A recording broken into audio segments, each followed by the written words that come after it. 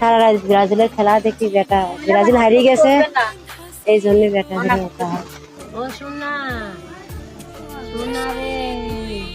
ব্রাজিলের হার, আর সেই হারই কি কেড়ে নিল একটি তরুণ প্রাণ?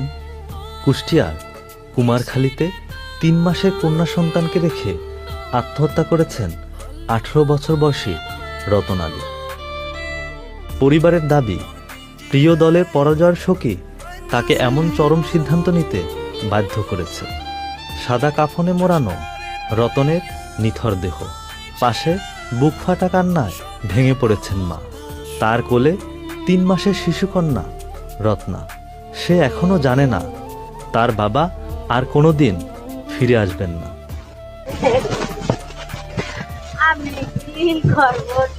পেশায় দিনমজুর রতন ছিলেন ব্রাজিলের একনিষ্ঠ ভক্ত।